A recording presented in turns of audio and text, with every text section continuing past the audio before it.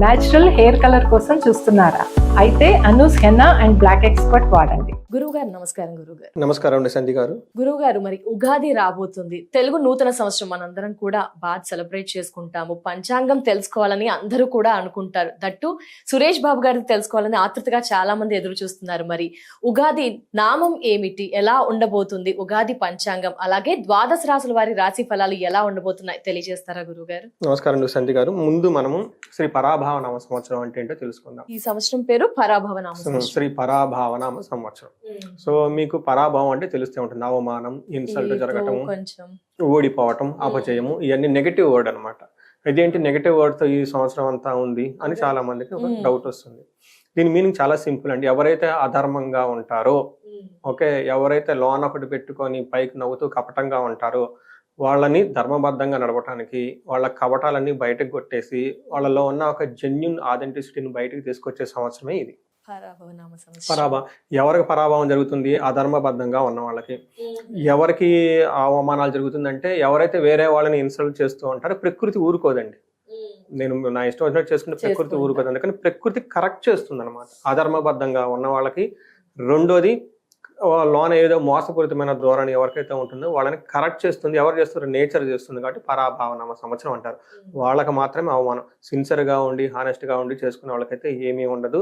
పెద్ద పెద్ద పొలిటికల్ పార్టీలు, నాయకత్వ లక్షణాలు ఉన్న వాళ్ళకి వాళ్ళల్లో ద్వేషపూరితమైన వాతావరణం ఉంటే బయటకు ఎక్స్పోజ్ అయిపోయేసి వాళ్ళు కింద పడిపోతారు. వాళ్ళకి అవమానం జరుగుతుంది అని గమనించుకోవాలి. మరి మీన రాశికి పరాభవ నామ సంవత్సరం ఎలా ఉండబోతుంది గురువు గారు? చాలా నవ్వు మొహంతో, చాలా హంబుల్గా, స్పిరిచువల్గా మీరు అలా అడుగుతున్నారండి. మనం ఉదయం నుంచి రాశి ఫలాలు చేసుకుంటూ వస్తున్నాం. ప్రతి రాశులు ఇది 12. జనరల్గా 12 దగ్గర రాగానే మన ఎనర్జీ లెవెల్ డౌన్ అయిపోతాయి. కానీ ఈ మీనరాశి ఫిగర్లు ఇది చూస్తే అందరికి ఉత్సాహం వచ్చేసింది. దానికి సింబాలిక్ ఏంటంటే మీ యొక్క నవ్వు. ఓకే, స్పిరిచువల్ బ్లిస్ ఇంకా తెలుసుకోవాలని చెప్పేసి మీనరాశి గురించి చూసుకునే ముందు ఒక్క చిన్న ప్రార్థన స్టార్ట్ చేద్దాం. ఓం గం గణపతియే నమః. స్వర్ణలక్ష్మి నమస్తే అస్తు. పరబ్రహ్మ స్వరూపిణి రాజ్యం దేహి ధనం దేహి సర్వ కామాంచ దేహి మే. ఈ రాశిలో ఉన్న వాళ్ళందరికీ అమ్మవారు, స్వర్ణలక్ష్మి అమ్మవారు ప్రతి ఒక్కరికి బ్రహ్మ జ్ఞానాన్ని ఇవ్వాలి. బ్రహ్మ జ్ఞానం అనగానే అదేదో రకరకాలుగా ఊహించుకోకుండా సింపుల్గా చెప్పాలంటే ఎప్పుడు నవ్వుతూ హ్యాపీగా బ్లిస్ఫుల్గా ఉండాలి. రెండోది, అలాంటి మనస్తత్వం కూడా మన దగ్గర ఉండాలి. అది ఎప్పుడు వస్తుందంటేనండి, మనం ఎప్పుడైతే మనకున్న ప్రతిదాన్ని హోలిస్టిక్గా చూడటం నేర్చుకున్నామో, స్పిరిచువల్గా చూడటం నేర్చుకున్నామో, పవిత్రంగా చూడటం నేర్చుకున్నామో, వచ్చేసింది ఆ ఫీలింగ్, ఆ బ్లిస్ ఆటోమేటిక్గా వచ్చేస్తుంది. అది రావాలి అంటే లక్ష్మీదేవి ఒక అనుగ్రహం ఉండాలంట. అమ్మవారిని పరబ్రహ్మ స్వరూపం అంటారు. అందుకని చాలా మంది హోమాలు చేస్తారు, మంత్రాలు చదువుతారు, అవి చేస్తారు. ఎందుకు చేస్తారు? ఏదో సాధించాలి. అదేంటంటే బ్రహ్మతత్వం. ఆ బ్రహ్మతత్వం ఎవరంటే లక్ష్మీదేవి యొక్క కృప. ఆ లక్ష్మీదేవి కావాలి కాబట్టి మనకు ఋగ్వేదంలో శ్రీ సూక్తం పెట్టేశారు మంత్రం. ఆ మంత్ర రూపంలో అమ్మవారిని, ఆ శక్తిని పెట్టేశారు. అలా అమ్మవారి యొక్క కృప ఈ 2026 సంవత్సరంలో స్వర్ణలక్ష్మి యొక్క కృప మన అందరి మీద, మీనరాశి మీద ఉండాలని చెప్పేసి కోరుకుంటున్నాను.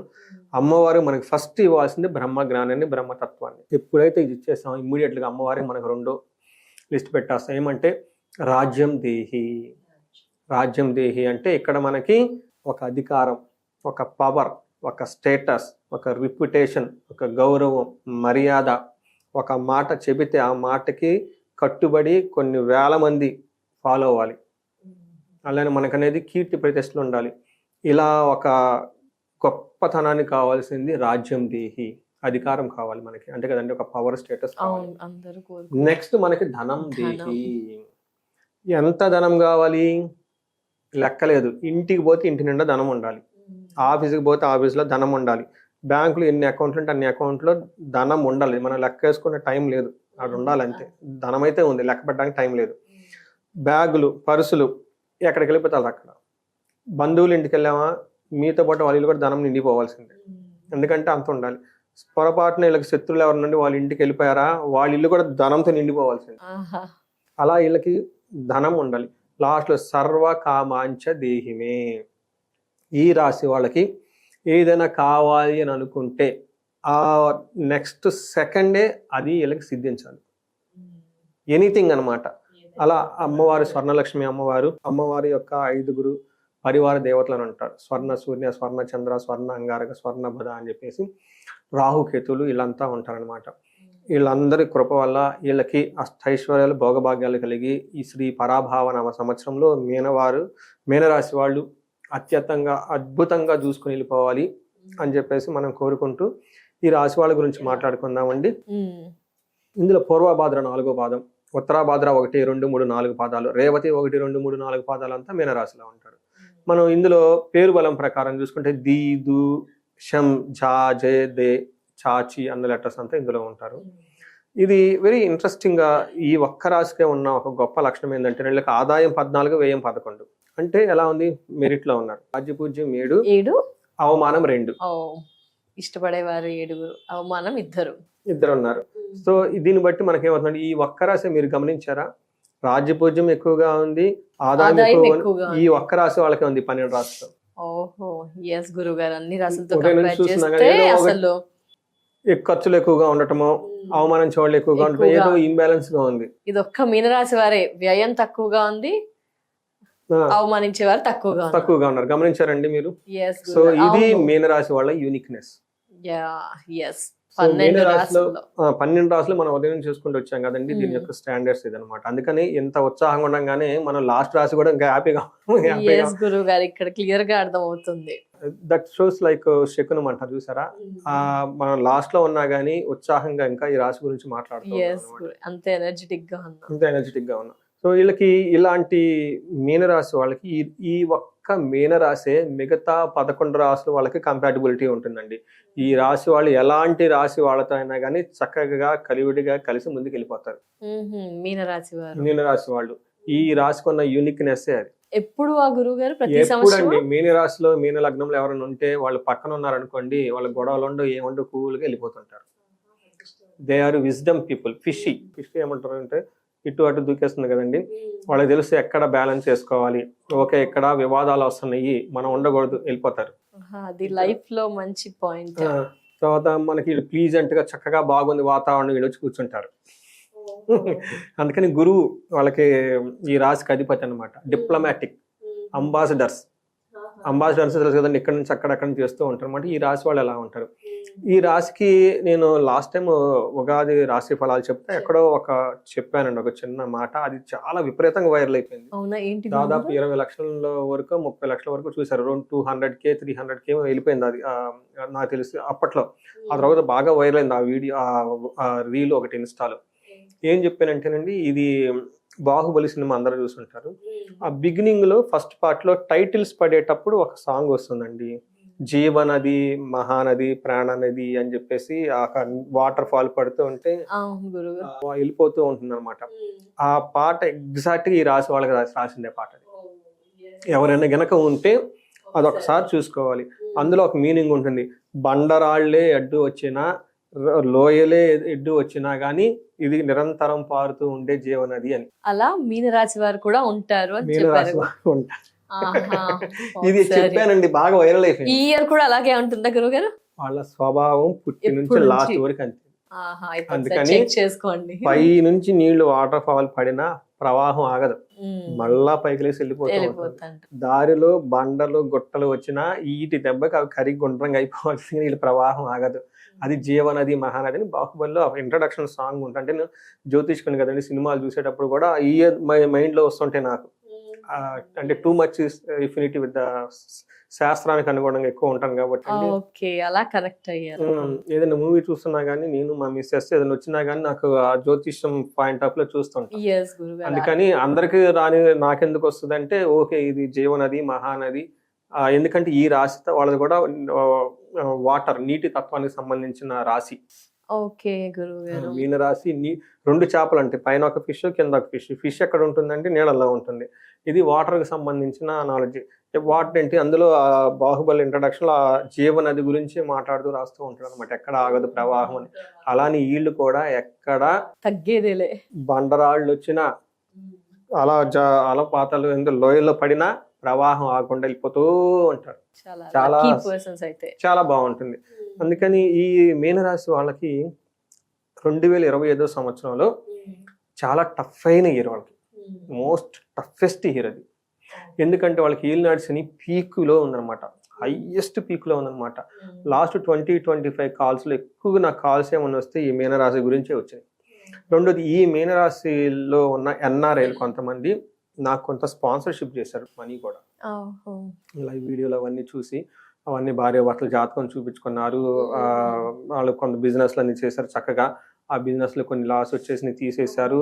ఆ టఫ్ టైంలో వచ్చారు. ఆ తర్వాత కొన్ని పూజలు పరిహారాలు అవన్నీ చేసుకున్న తర్వాత అప్పుడు ఆ డిస్కషన్లో మేము మీకు ఫైనాన్స్గా హెల్ప్ చేస్తామండి, మాకు హెల్ప్ చేయండి, ఇలా ప్రాబ్లం మీ మీద నమ్మకం ఉందంటే చాలా డబ్బులు స్పాన్సర్ చేశారు. కూర్చోబెట్టి అటు పురాణాల్లో ఏం చెప్పారు, తాంత్రాలికలో ఏం చెప్పారు, మన వేదాలలో ఏం చెప్పారు, జనవక్తంలో జనాల నుంచి వచ్చిన కొన్ని ప్రాక్టీసెస్ ఉంటాయి, ఇవన్నీ తీసుకొని ఒక స్టడీ లాగా చేసి వాళ్ళకి దాదాపు 3 days 4 days 5 days పూజలన్నీ చేయించిన తర్వాత 21 డేకి ఒక ఫీడ్బ్యాక్, 31 డేకి ఒక ఫీడ్బ్యాక్, చూడండి 71 డేకి ఒక ఫీడ్బ్యాక్, అలా ఫీడ్బ్యాక్లు వచ్చేసి ఆ తర్వాత అయితే ఏమవుతుందంటే మీనరాశి ఒక చాప కిందకి ఒక చాప పైకి ఉంటుందండి. నాకు ఆ తత్వం ఎందుకని ఆ ఇన్సిడెన్స్లో నాకు అర్థమైంది. వాళ్ళు ఏలినాడు శని బాధలో ఉండి కూడా చూడండి ఇలా ఫైనాన్స్ చేసి వాళ్ళు లాభపడ్డారు, అది ఓకే. ఆ యొక్క రీసెర్చ్లో నేను ఇన్వాల్వ్ అయ్యి ఉండి వాళ్ళకి పూజ, ఆ జ్ఞానం నా దగ్గర ఉంది కదా. ఆ తర్వాత మీనరాశి వాళ్ళకి చాలా మందికి అదే స్టైల్లో పూజలు చేశాను నేను. చూడండి వాళ్ళు డౌన్లో ఉండి మళ్ళీ ఒకళ్ళకి ఇచ్చి వేరే వాళ్ళకి ఎంతమంది హెల్ప్ చేశారు. అది మీనరాశి యొక్క తత్వం. ఆ చాప కిందకి పైకి ఎందుకు ఉందంటే రీజన్ అది, వాళ్ళు డౌన్ పరిస్థితులు ఉన్న పైకి మళ్ళీ వస్తారు. అంటే వీళ్ళ గురించి కొంచెం ఎక్కువ చెప్తున్నాను, ఎందుకంటే లాస్ట్ ఇయర్ బాగా సఫర్ అయి ఉన్నారు, చాలా కాల్స్ వచ్చేసింది అనమాట. అయితే వీళ్ళకి ఉన్న హ్యాపీ న్యూస్ ఏంటంటే క్రైసిస్ పాయింట్, మోస్ట్ టఫ్ అయిన పాయింట్ ఆల్రెడీ అయిపోయింది. ఇంకా అంటే ఇలా సైకిల్ తిరుగుతూ ఉంటుంది కదండి, మా క్రిటికల్ పాయింట్ అంటారు. ఆ critical point last year touch చేశారు. ఇక అంతా వీళ్ళకి గ్రోత్ ఉంటుంది, మంచి జరగబోతుంది, ఇక అంతా వీళ్ళకి ప్రాస్పెరిటీ ఉంటుంది, గ్రోత్ ఉంటుంది. అందుకని ఆదాయం 14, వ్యయం 11, అది ఓరకేం రాలా. ఇన్ని ఇబ్బందులు పడిన తర్వాత ఎఫ్ఐఆర్లు వచ్చినాయి అనమాట. అలానే రాజ్యపూజ్యం 7, ఇప్పుడు ఓరకేం రాలా. ఎన్నో ఇబ్బందులు, అవమానాలు, ఇన్సిడెంట్లు అన్ని వేడిన తర్వాత ఇప్పుడు రిలాక్స్ అయ్యి ఇప్పుడు వస్తుంది అనమాట. అది 10 తిట్లిన తర్వాత 11సారి ఓకే అంటే బాగుంటుంది కదా. అందుకని రాజ్యపూజ్యం ఇప్పుడు వచ్చేస్తుంది అనమాట. అలానే అవమానం అనేది ఎవరు లేరు, అంటే they are in the progressive track లో ఉన్నారనమాట. ఇది వీళ్ళకి. తర్వాత వీళ్ళకి మెయిన్ ఇంపార్టెంట్ బాగా గుర్తుపెట్టుకోవాల్సింది ఏంటంటే అండి, ఫస్ట్ హౌస్ లో శని ఉండటం తోటి ఏలినాడు శని ప్రభావంలో ఉన్నారు వీళ్ళు. కొత్తగా బిజినెస్లు చేయటం, కొత్తగా ఎవరైనా లైఫ్లోకి వస్తే రిలేషన్షిప్ పేరుతో వాళ్ళతో చాలా జాగ్రత్తగా ఉండాలి. కొత్తగా ఏమీ చేయకూడదు. ప్రతి కొత్తది వీళ్ళకి ఒక దేవదూతల్లాగా ఇలా కళ్ళ ముందు కనిపించేసి అవకాశాలన్నీ ఊరించేసి అవన్నీ తీసేసుకొని వెళ్ళిపోతారు వీళ్ళు జంప్. ఆ తర్వాత వీళ్ళు డెమోన్ లాగా కనిపిస్తారు. అందుకని చాలా జాగ్రత్తగా ఉండండి. 2 స్టెప్పులు జీవితంలో ఎనిక్కే వేసేయండి, వచ్చిన నష్టం ఏమీ లేదు. హ్యాపీగా కూర్చోండి, భార్యతోటి పిల్లలతోటి. తిన్నా కానీ మీకు వచ్చిన ఖర్చు పెద్ద ఉండదు. ఇంటికి తింటే ఎంత అవుతుందండి ఖర్చు? 1-2 లక్షల కంటే ఏమైనా ఎక్కువ తింటారు చెప్పండి?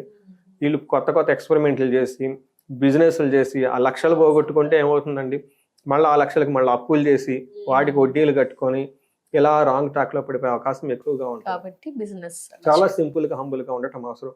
గురువు వీళ్ళకి జూన్ వరకు నార్మల్ గా ఉన్న, జూన్ తర్వాత వీళ్ళకి గురువు 5వ స్థానంలోకి వెళ్ళి మహాభాగ్య యోగం రాబోతుందండి.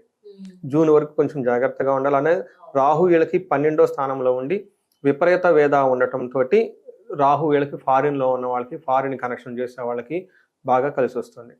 సో మనం చూసుకున్నాం అనుకోండి, ఫస్ట్ హౌస్ లో శని ఉండటంతో ఏమవుతుందంటే మతి భ్రంశో అంటారు.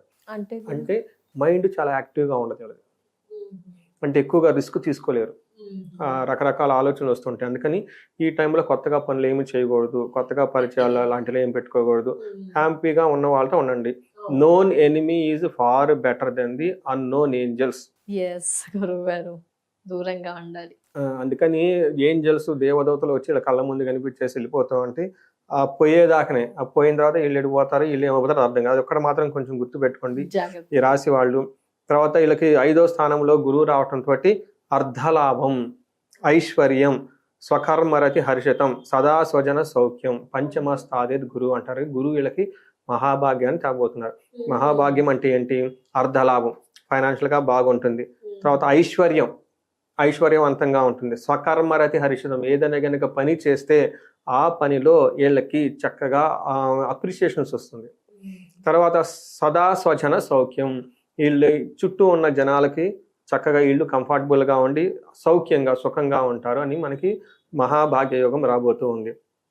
అలా వీళ్ళకి రాహు 12వ స్థానంలో ఉండటంతో ఏదన్నా దూర ప్రాంతాల్లో ఉండే వాళ్ళకి బాగా కలిసి వస్తుంది. Foreign related income, foreign related sources, అబ్రాడ్లో ఎన్ఆర్ఐలు వీళ్ళ తలుపున ఉన్న వాళ్ళకంతా బాగానే ఉంటుంది. అయితే అన్ని కార్యాలకి ఆటంకాలు వస్తుంటుంది. గుర్తుపెట్టుకోండి, హర్డిల్స్, నాట్ కట్టింగ్ అయితే కాదు, కానీ ఆటంకాలు వస్తూ ఉంటుంది. కొంచెం పేషెన్సీగా హ్యాండిల్ చేసుకోవాల్సిన పరిస్థితులు అయితే ఎక్కువ ఉంటుంది. ఓవరాల్గా ఒక ముక్కలో చెప్పాలంటే గ్రహస్థితిని బట్టి జూన్ తర్వాత మహాభాగ్య యోగం రాబోతూ ఉంటుంది. ఈ లోపు వీళ్ళకి ఇంకా ఏలినాటి శని యొక్క ప్రభావంతో ఉన్నారు. కానీ ఆల్ టఫెస్ట్ పాయింట్స్ అన్ని దాటుకొని, అంటే ఏమంటారు, నదిని సగం దాటి ముందుకు వచ్చేసారు.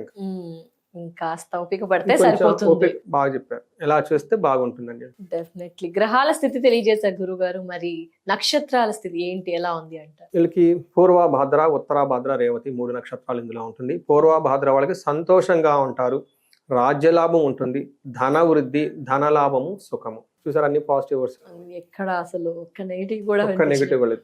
కొంచెం లాస్ట్ ఎండ్ లో హెల్త్ కొంచెం జాగ్రత్తగా పెట్టుకోవటం అవసరం. రెండోది, ఉత్తరాభాద్ర నక్షత్రం వాళ్ళకి సంతోషంగా ఉంటారు, రాజ్యలాభం ఉంది, హెల్త్ బాగుంటుంది, ధనలాభము, సుఖము ఉంటుంది.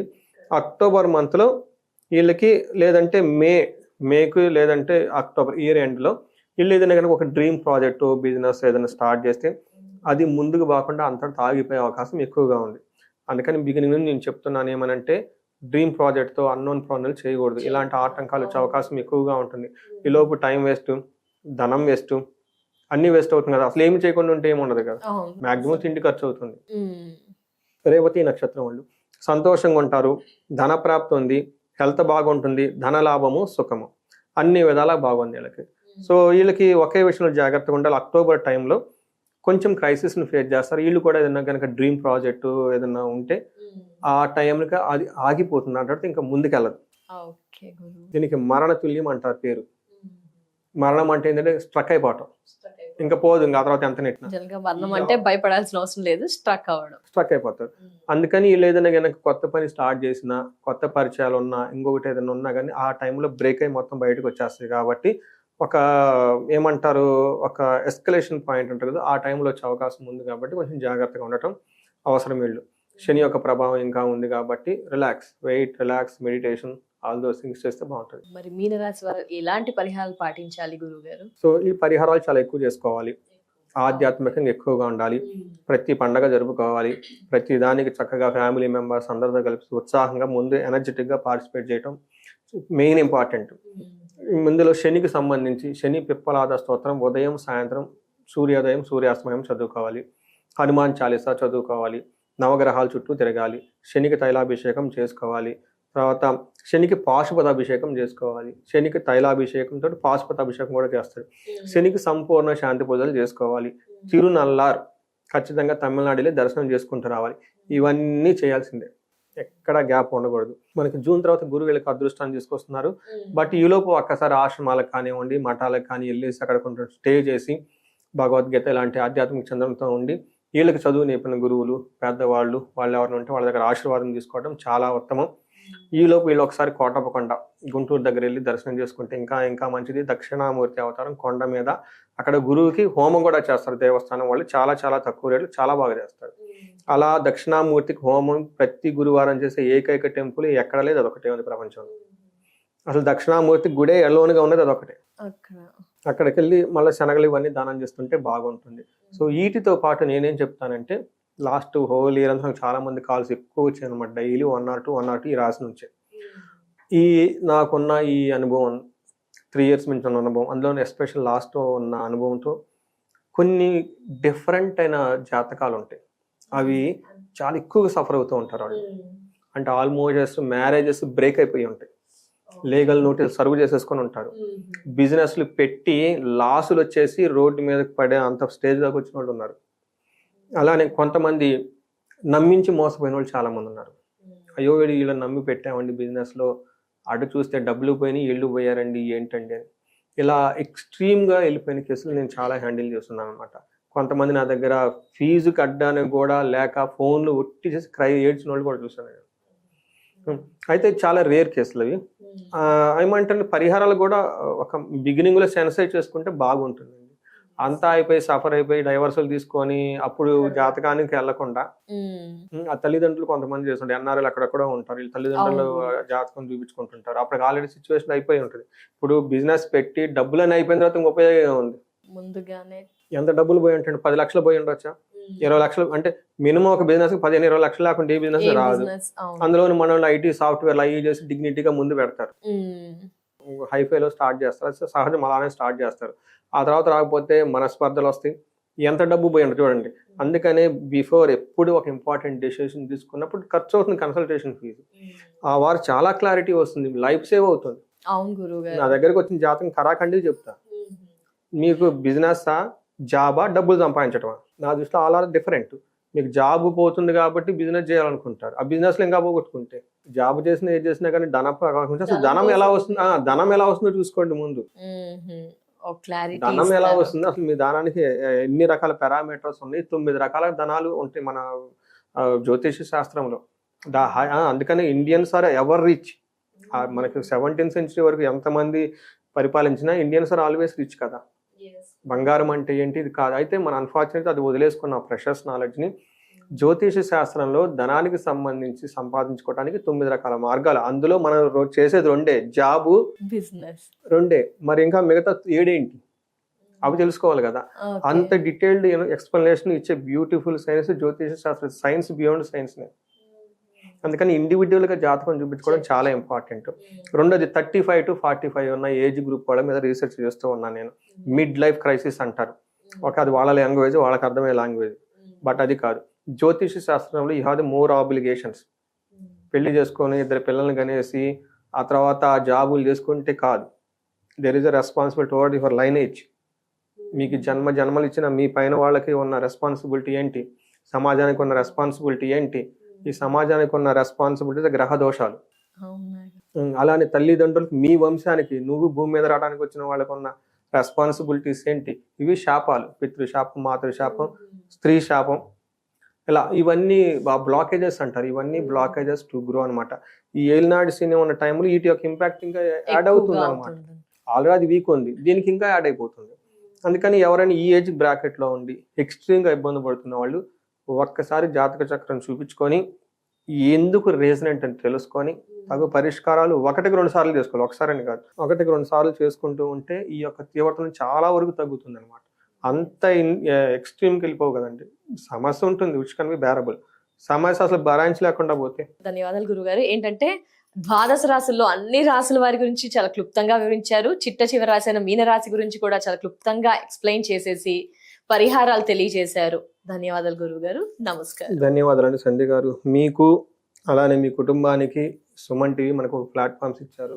కెమెరామెన్ గారు, టెక్నీషియన్లు, వీళ్ళంతా కూడాను పరాభావనవ సంవత్సరంలో అందరికి అష్టైశ్వర్యాలు కలగాలి, అందరికి భోగభాగ్యాలు కలగాలి, అందరూ చక్కగా ఉండాలని చెప్పేసి మనం కోరుకుందామండి. థ్యాంక్ యూ గురుగారు ఫర్ యువర్ బ్లెస్సింగ్స్. నమస్తే గురుగారు. నమస్తే.